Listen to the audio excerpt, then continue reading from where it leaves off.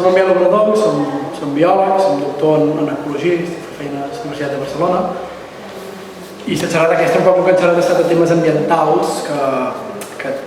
tenen una rellevància ja no només des d'un punt de vista ecologista o científic, sinó des d'un punt de vista ja social, econòmic i sobretot socioeconòmic en conjunt. Un poc la conclusió d'un debat que es va fer és aquest que presentem aquí, que és que hem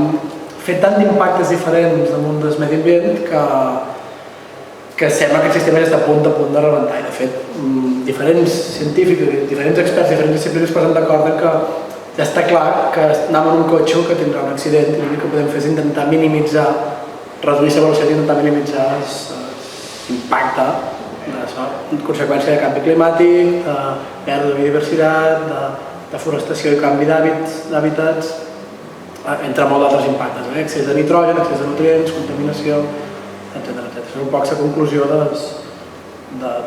que avui en dia des d'un àmbit cada vegada més gran el món ambiental es pensa.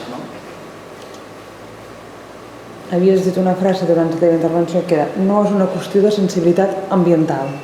Sí, exacte, no és una qüestió de sensibilització ambiental. Era una frase provocadora perquè el que volia donar a entendre és que no és només un tema d'interès per a aquella gent que té una certa passió pels temes ambientals, una certa sensibilització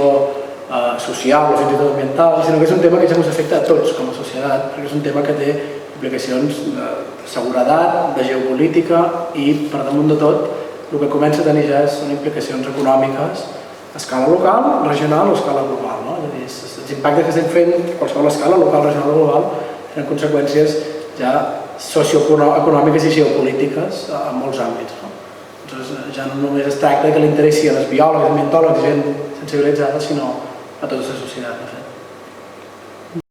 Anem a plantejar els sistemes ecològics com a sistemes totalment controlables i el que es veu cada vegada més és que,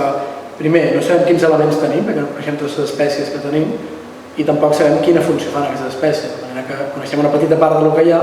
i no sabem realment els diferents elements del món ecològic com interaccionen entre si. Hi ha unes dependències que no coneixem que poden dur que, per exemple, introduir una espècie en un llac tan gros com Irlanda